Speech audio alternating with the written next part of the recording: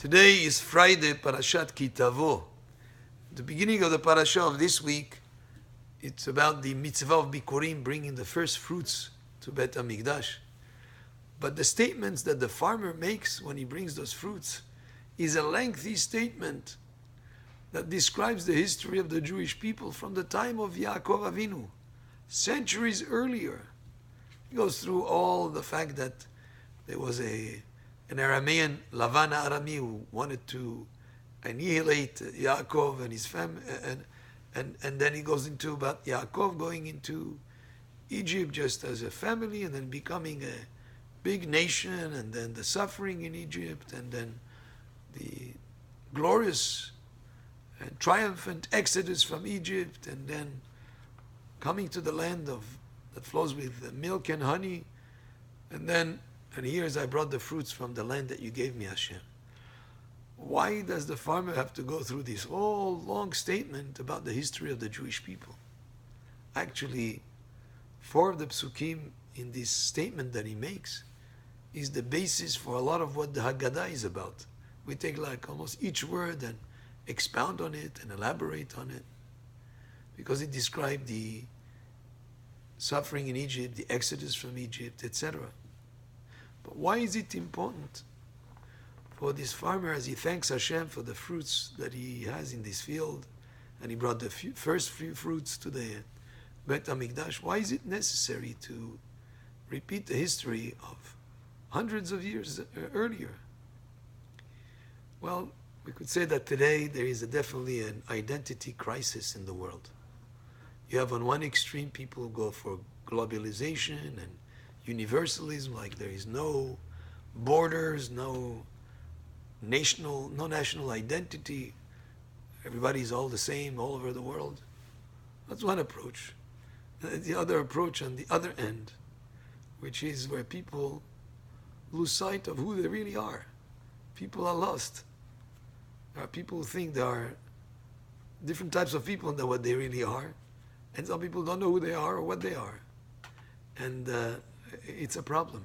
It's a problem because with identity comes stability, comes a certain amount of sanity. You know where you come from, you know where your roots are. So in Judaism, we really highlight this idea of knowing who our parents are, our ancestors are, who do we belong to. And it's important to know and to have a sense of belonging. And therefore, not enough to say to Hashem, thank you for the fruits that you gave me, but thank you, Hashem, for taking care of the history of my people, for being there for us, not just today, and not just in this generation, but for generations and generations past, all the way to Yaakov Avinu. Gives an incredible sense of identity.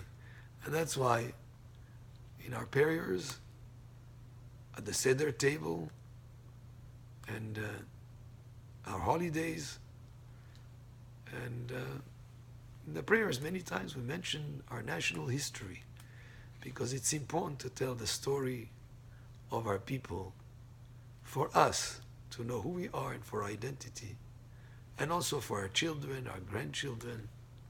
It's a beautiful gift that we give them, and it's part of the reason why the Jewish people have survived centuries and centuries without a land. We were dispersed all over the world. And yet, we survived when other nations and other empires just crumbled. We survived because we have our Torah, and because we continue to tell the story, tell it and retell it again and again. So as children grow up, they have a sense of identity, a sense of belonging, and that's a beautiful thing for them to keep for their whole life. And that's the answer to the identity crisis that we see around the world. For us, as we strengthen our identity generation after generation, it's something that helps to perpetuate the Jewish people, and it's straight from the Torah. It's a mitzvah to tell it to your son. Pesach time, at the Seder table, but many, many times throughout the year and actually every day. And one example is this farmer who brings the fruits to Bet HaMikdash and says, thank you, Hashem, but you know what, Hashem, let me thank you not just for the miracles you make in nature, but also for being there in the history of our people. Baruch Adonai le'olam, amen ve'amen, and Shabbat Shalom.